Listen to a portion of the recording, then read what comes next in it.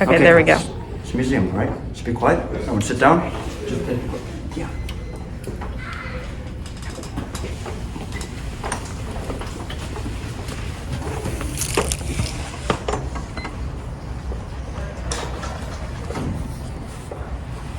Sit down. Just please.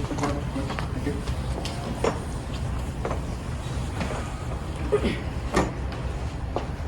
All right, hello everyone. Today we'll be learning about Antonin Artaud.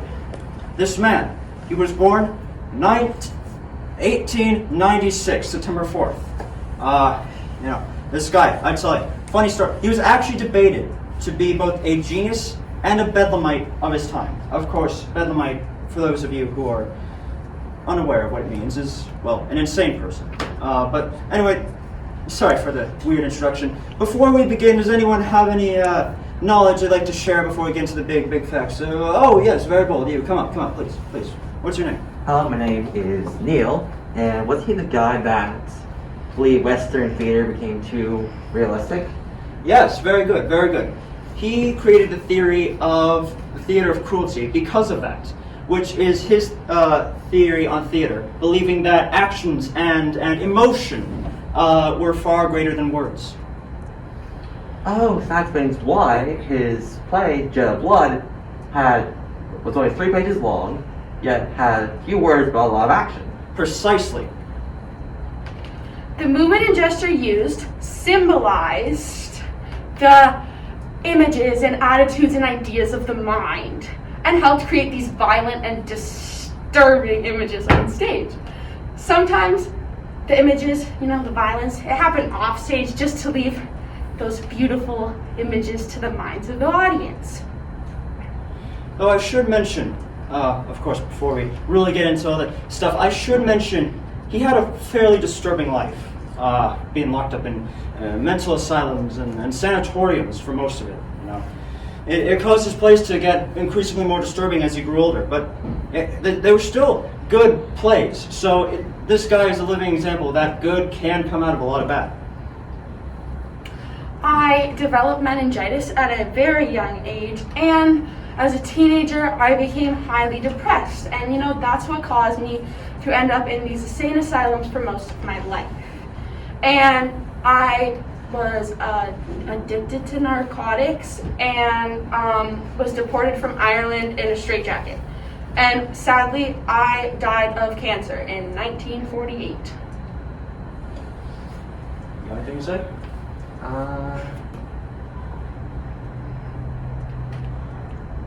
always found that very interesting. And did he move at all? Did you see him before? No. He just probably didn't get enough sleep last night. Probably, or because you had imagination. Anyways, is it true that? I know it's true. I hope you know it's true as well. That Artaud used a lot of sounds, costumes, and music and colors to assault the senses, to have his audience members feel more adverse into his shows. Correct? That is correct. And in case you didn't get that, he used sounds and lights to hypnotize his audience and allow them to reach this how do I put this? This emotional freedom of sorts. The sounds would be loud and piercing, and he would use a flooded and pinpoint and direct lighting to really drive home his points and really just hypnotize the audience. So it goes without saying that this man was nothing if not creative with minimal set pieces. I used all of those things to bombard the audience's senses into catharsis.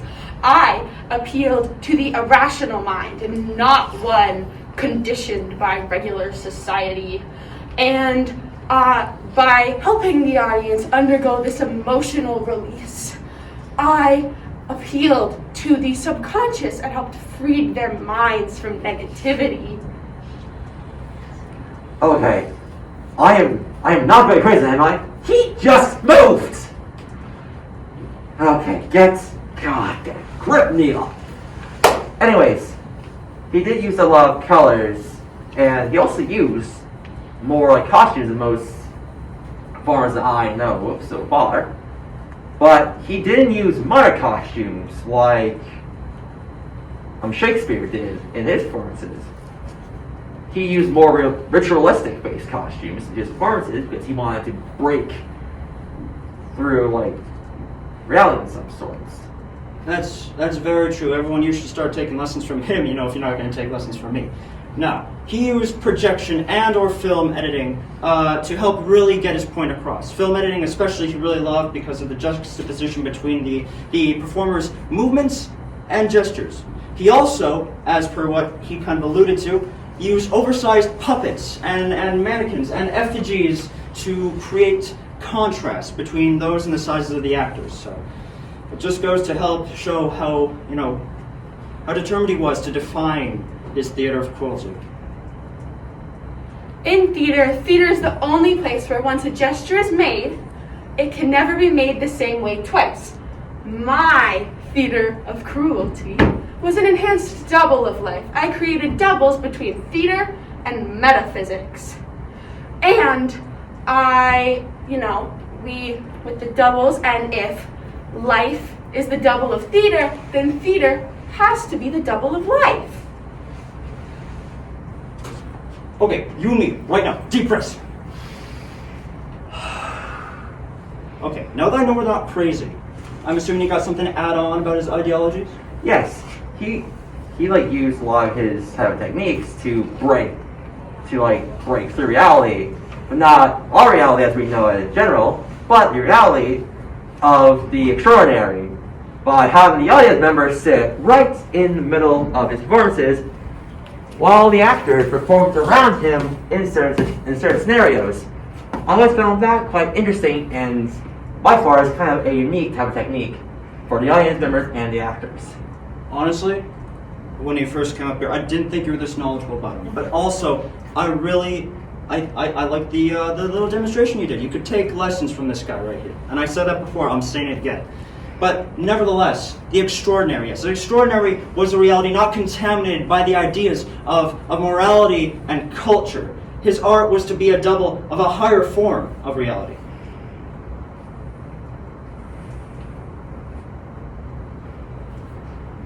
So you're basically saying, like, because instead of using more objects in his little performances, they broke the use of a stage and whatnot, and minimal sets let him get more carefree or more universally known for his type of acting, if you will. But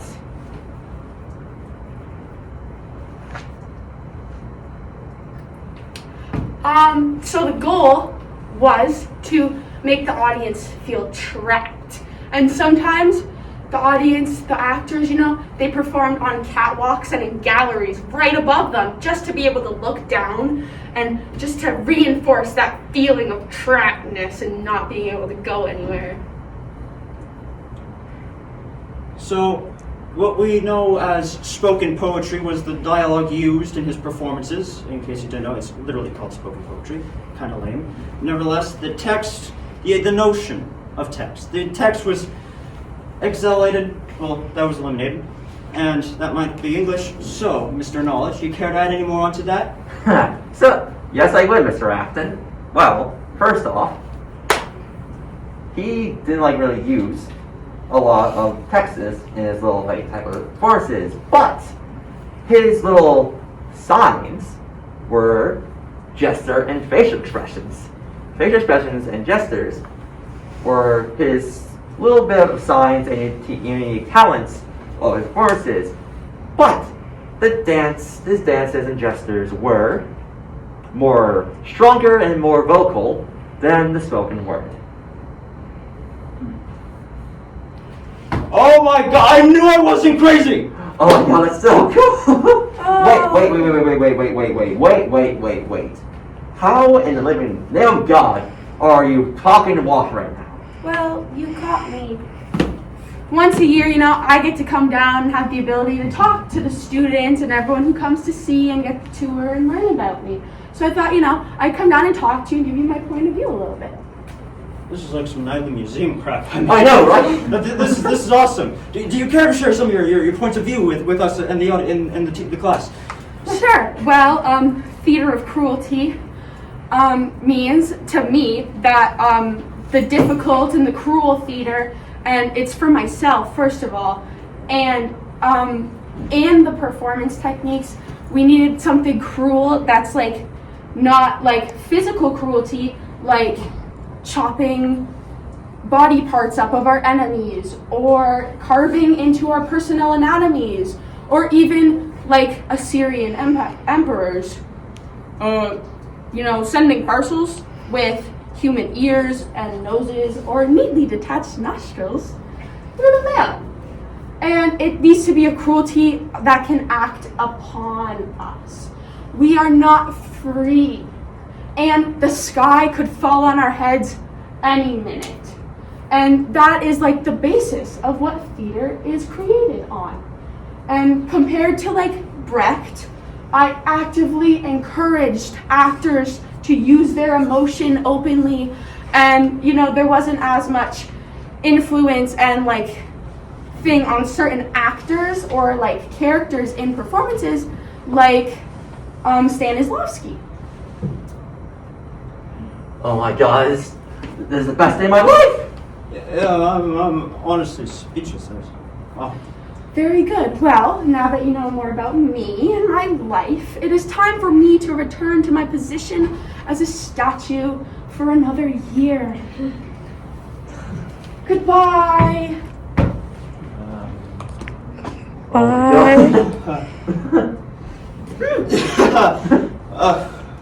We'll know where we're going next year. Yes. Yeah, class.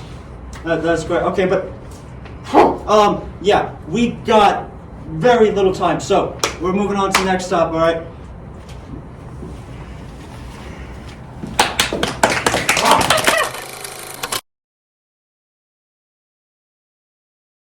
Hello everyone, before we begin I should mention this next scene has a strobe light, so any of those suffering from epilepsy or epilepsy-like issues, I'd recommend steering away from this portion of the film.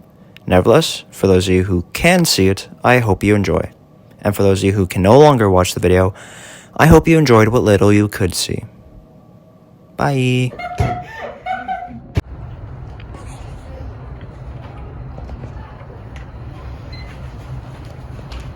Okay, are you ready? Yeah. I'm gonna beat you. What the hell are you wearing?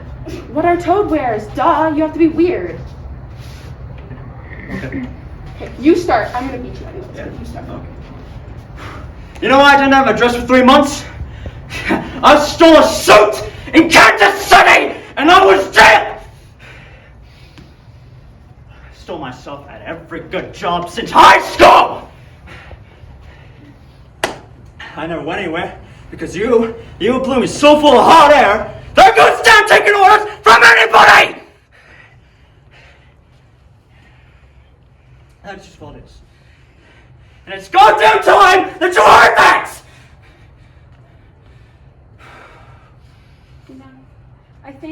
I think that you need to be a little weirder. Hold on. I got this. Hold that. You have to move your body, you know?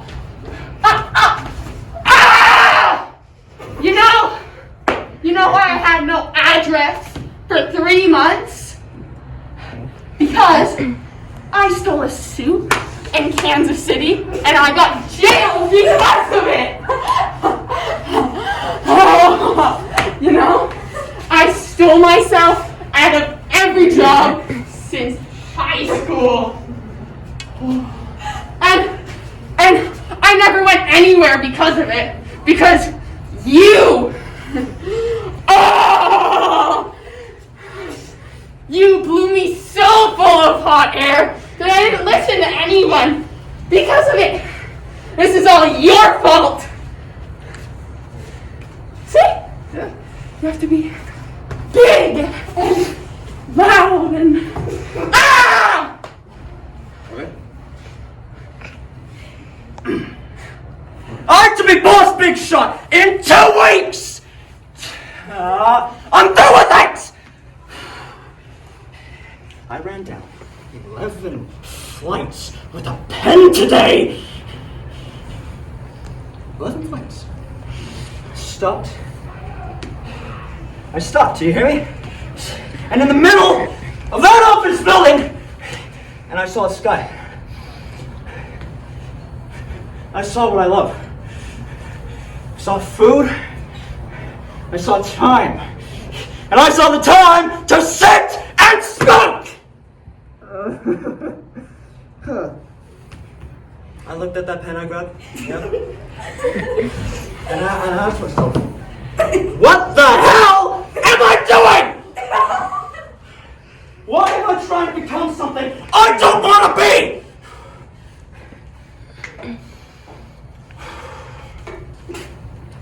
What am I doing in an office? Sitting there, making a contemptuous begging fool of myself when all I want is out there! You're doing great, sweetie. Oh, you got this. Why can't I say what I am? I mean, Pop, I'm a dime a dozen! And you are too! I'm no leader of man. And neither are you, Willie! $1 an hour. And you're just a hard drummer who... Okay, you gotta feel the emotion. Look at, there's people all the way over here. You have to, like, force it into them, you know? Force it into them! Get it in their heads! Just go! Then show me. I'm going from wherever you left off. Pop! I'm $1 a dozen. And so are you. I'm not a leader of man, and neither are you, Willie. Ah!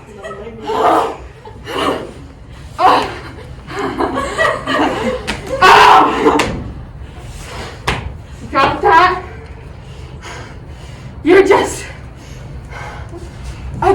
a hardworking drummer who landed in the ash can like all the rest of them.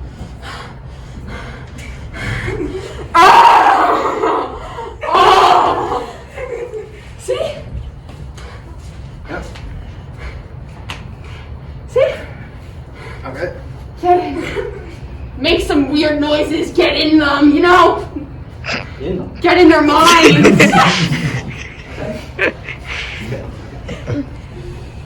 Okay. I am a bucket.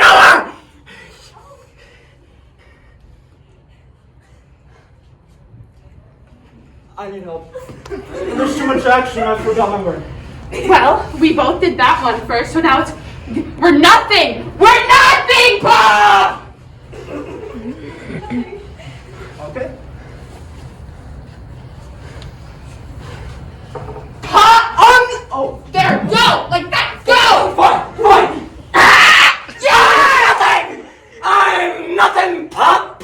Can't you understand that? No, you can't. You can't understand anything! I went off the rails. just keep going. You know, I think I just want to understand. You got that? Can you understand that? You know, that dream. You missed a few letters. I believe it's supposed to go. There's no spark in it anymore! That's it.